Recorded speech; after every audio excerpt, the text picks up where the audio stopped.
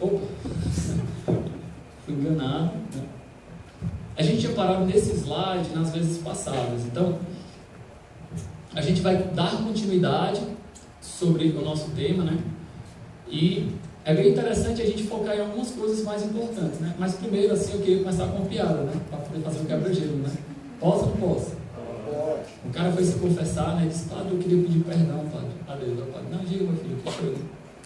Não, padre, eu queria pedir perdão porque eu peguei contra a castidade, meu padre. Ficou calado, né? Com minha namorada, certo, meu filho? E o que mais? E tu sabe, padre, eu também tenho uma amiga, né? Eu também peguei com a castidade com minha amiga, né, padre? Tá certo, né? E eu tenho uma vizinha também, você sabe, né, padre? Eu estava lá sozinho, ela estava lá sozinha, na casa dela sozinha, tudo bem.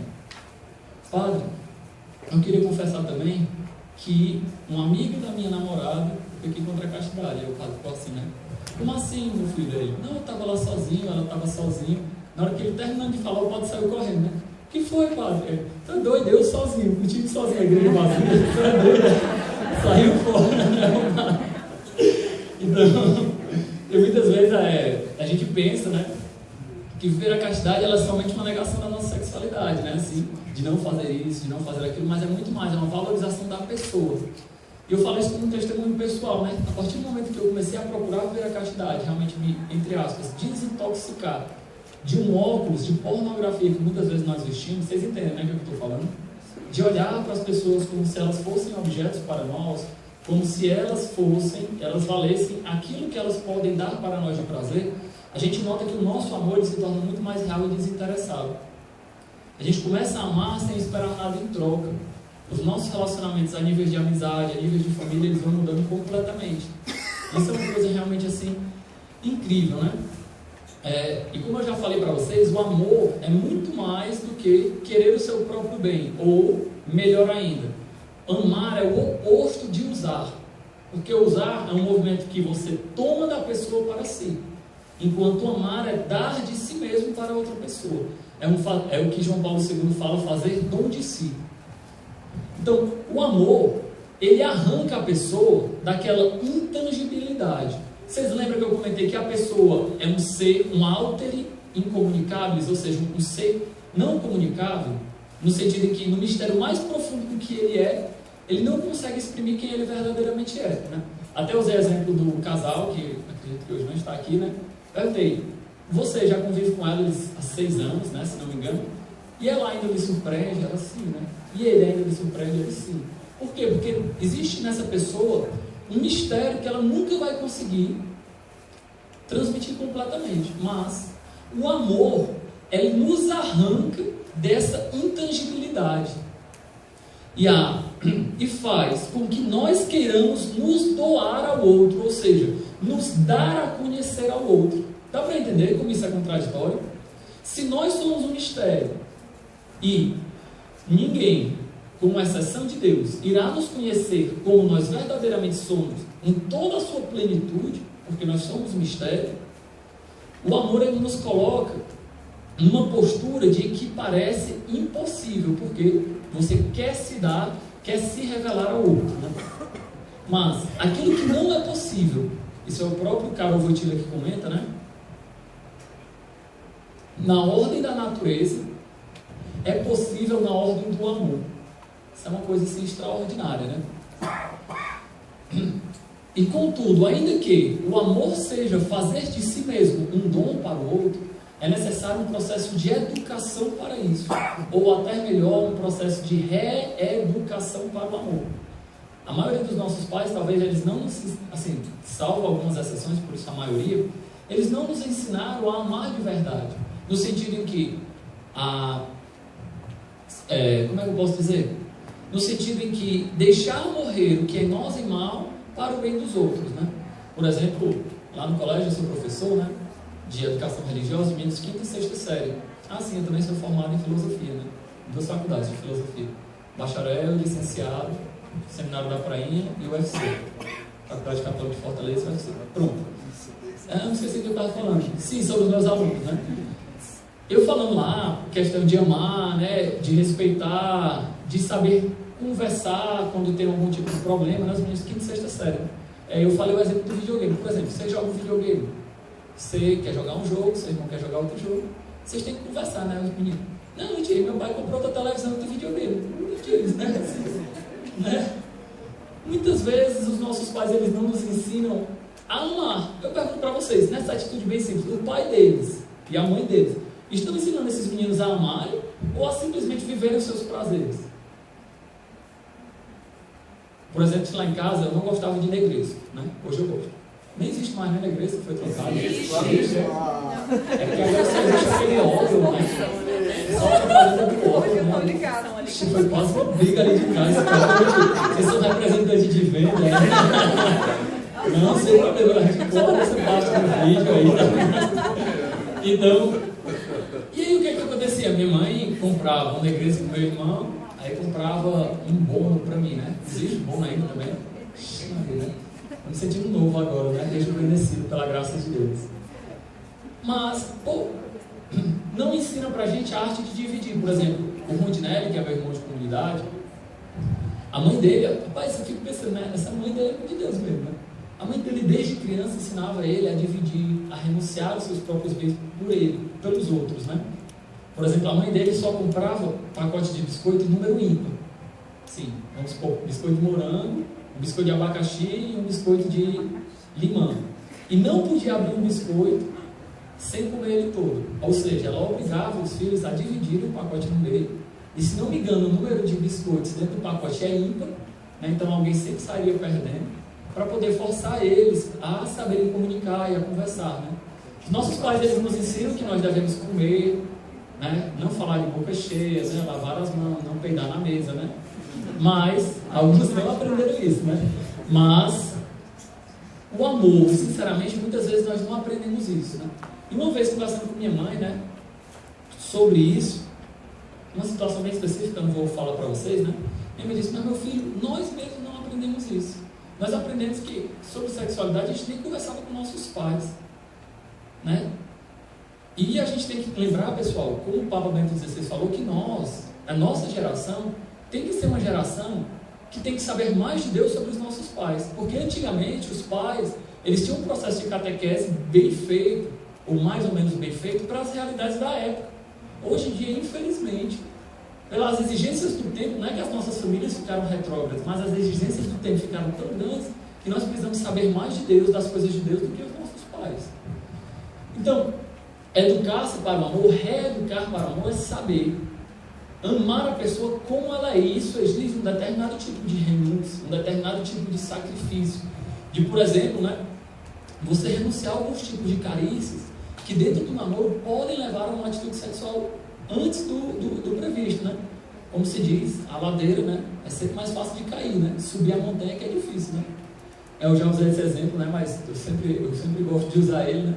Imagina, se eu namoro com uma menina, ela me liga assim 10 horas da noite, amor, vamos assistir um filme aqui em casa, eu tô sozinho. Tá doido, mas eu não vou não. Não tem nem perigo, mano. Porque não tem homem que aguente não, tá entendendo? Você vai lá, né? Quando você menos vê, né? Troca, vacilei, né? Quando você menos se liga, puxa, velho, já era.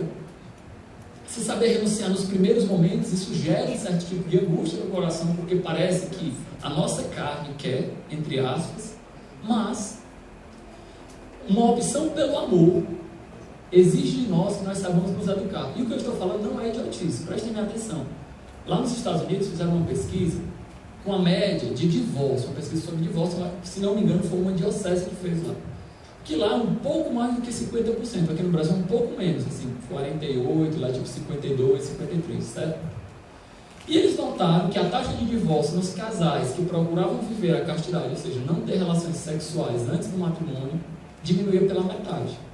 Sem contar outros fatores, né? Que a gente sabe que separação não é só a relação de sexualidade, né? Mas existem questões ideológicas, vocês entendem, né? Sim.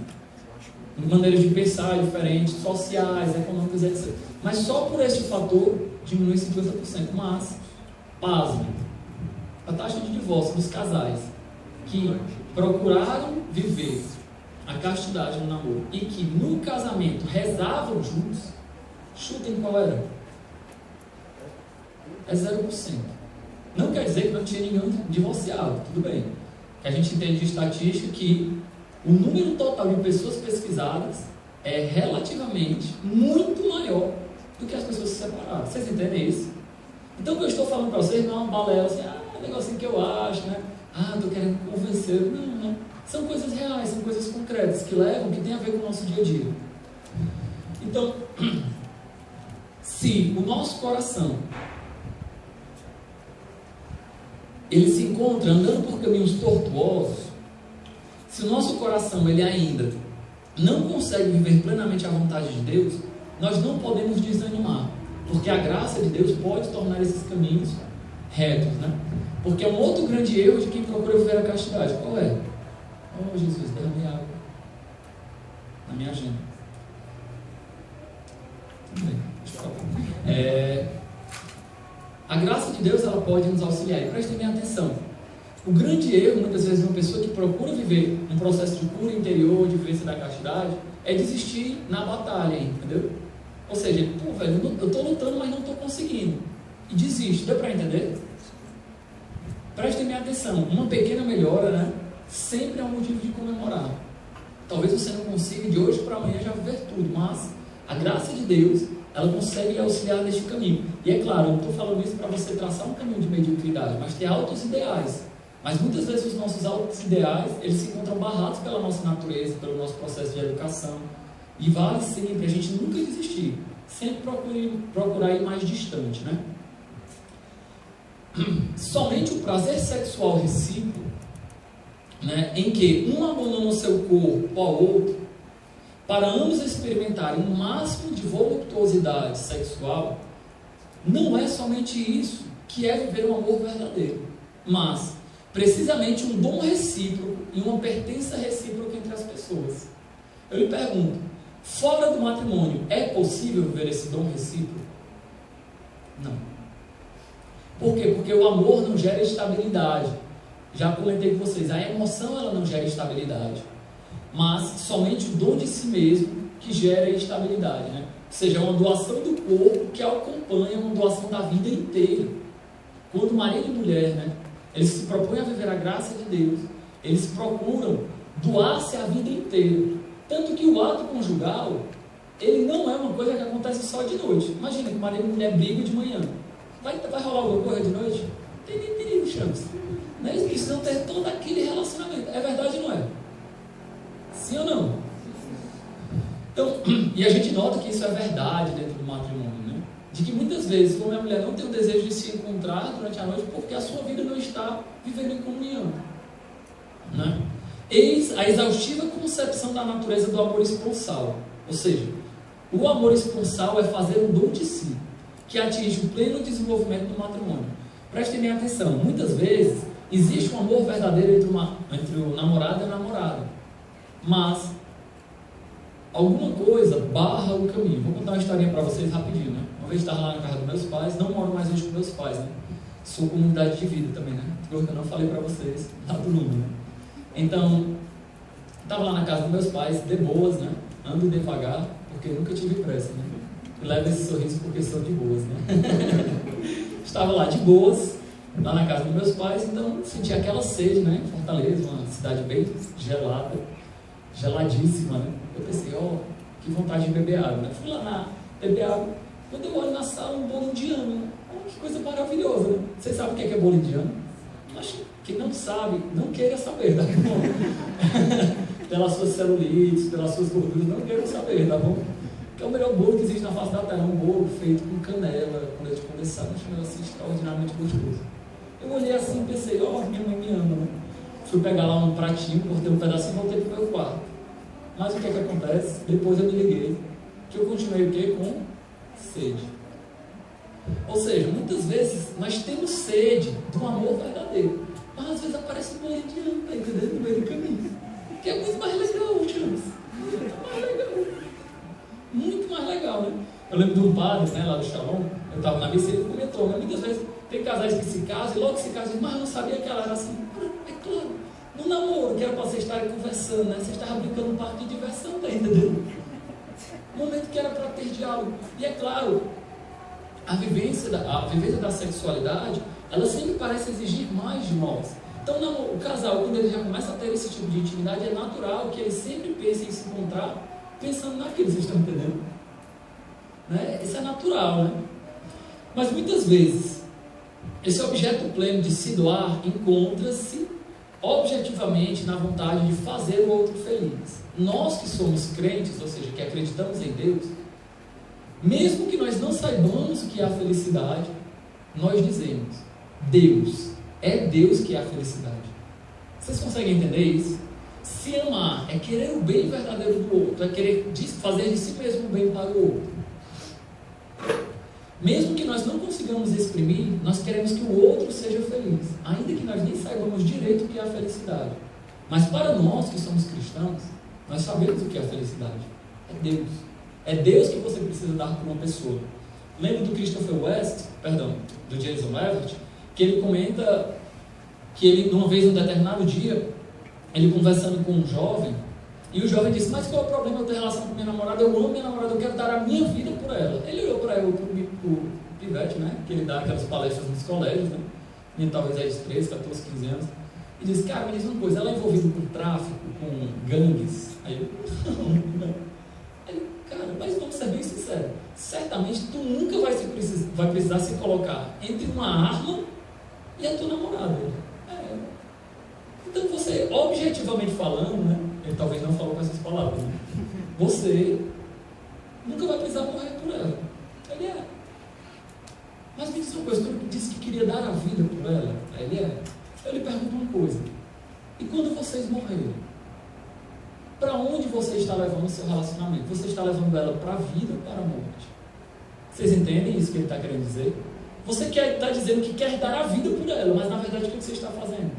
Está matando. E ele diz: se tu tem coragem de morrer pela tua namorada, e ele diz: deixa com que a concupiscência, o pecado em ti morra. Acho que o pivete olha assim para ele, né? Não, deixa. Não, deixa brincadeira, né, irmão? Vi falar aqui brincando, vem logo com essa seriedade aqui. Prestem bem atenção, né? A palavra castidade, principalmente na nossa atualidade, talvez não entre vocês, né? Aqui que já é o povo assim, né? Falaram aqui que tá só os melhores, né? Aqui do Brasil, não estou brincando, viu, pessoal? Talvez pra gente a gente já tem uma noção do que é castidade, etc. Mas quem tem uma experiência com as pessoas do mundo, ou quem tem uma experiência com adolescentes, como eu, que trabalho na Crisma, no colégio, a gente nota que a palavra castidade, muitos deles já nem sabem mais o que é que significa. Ou muitos pensam que castidade, eles associam castidade com celibato. Como se castidade fosse uma coisa só para padres. É mentira o que eu estou falando? Não. E por quê? Porque se associa a palavra castidade com uma negação da sexualidade e dos valores sexuais. Sendo que o próprio João Paulo II fala que é necessário haver um resgate da palavra castidade. Porque ela não é uma destruição dos valores do corpo, dos valores da sexualidade. E essa destruição que muitas vezes, se você tentar viver a castidade como uma negação dos valores do corpo, ou seja, você vai estar jogando todo esse conteúdo sexual para o seu subconsciente. E chega uma hora, Champs, que a barragem estoura, né? E a gente viu o que é que dá uma barragem estourada, né? Assim, a gente viu o que é que dá uma represa estourada, né? Perdão a palavra, mas está dando merda até agora, nesse negócio lá que aconteceu lá em... Oh, Jesus. Em Maria, ela ia dizer Santa Maria, eu confundi, né? Então, a Amy Nogueira, ela usa uma metáfora, diz que é como um rio congelado. Não sei se vocês sabem, mas pela pressão, a parte de cima do rio congela, porque a pressão na superfície ela é natural, né? E a pressão embaixo, pelo próprio peso d'água, ela é maior. Então a parte de baixo não congela. E ela diz que muitas vezes nós vivemos uma vida cristã como um rio congelado. Parece que está tudo de boa, está tudo parado, está tudo tranquilo, mas lá embaixo, ó, a vazão está dando grau. Vocês conseguem entender a metáfora? E no dia que isso estoura, causa grandes problemas para nós, né? Mas é uma realização duradoura e permanente. Os valores do corpo e do sexo sendo vividos de uma maneira inseparável da pessoa, vivido de uma maneira que não fira o que a pessoa verdadeiramente é, sem utilizá-la, sem fazer dela um objeto. E essa união duradoura só é possível dentro do matrimônio. A castidade não é uma depreciação do corpo e do sexo, por isso não é repelir as suas reações, né, sensuais para o subconsciente, né? E a continência, ela não é um fim em si mesmo. Nós não somos estoicos, né? Vocês sabem disso, né? O estoico acredita que ele não poderia viver os prazeres do corpo para ter uma excelência pessoal, mas nós cristãos não. Nós vivemos a continência somente em virtude do amor. Do mesmo modo que um jovem ou uma jovem que vive uma continência, mas que não doa a sua vida pelos outros, que não ama os outros, é uma continência morta. Eu, Deusmar, sou celibatário, consagrado à comunidade de vida, e falo para vocês, se eu não me doar aos outros, a minha continência, o meu celibato, ele não tem sentido. Se eu não me consumir pelos outros, se eu não me cansar mesmo por doar a vida aos outros, não tem sentido. A continência, a vivência da castidade, a vivência da virtude da temperança, né? Continência e temperança são muito ligados, tanto em Aristóteles como Tomás de Aquino, e Karol Wojtyla, ele retoma esses dois filósofos. Só tem sentido para o amor. Para o amor. É bonito no testemunho da Cristalina Evert que ela diz: eu não posso olhar para o Jason e dizer que eu o amei desde os primeiros dias da minha vida, porque eu não me guardei para ele, mesmo sem saber quem ele era. Vocês entendem o raciocínio dela? Como é bonito, né? Se vocês não conhecem o testemunho da Cristalina Evert e do Jason Evert, pesquisem na internet, tem vídeos em português dele. Muito bonito, né? Do mesmo modo, nós também não podemos exigir que as reações à sensualidade não se manifestem em nós. É importante nós termos uma distinção de não quero é diferente de eu não sinto. Deu para entender? Eu olho para uma mulher bonita, né?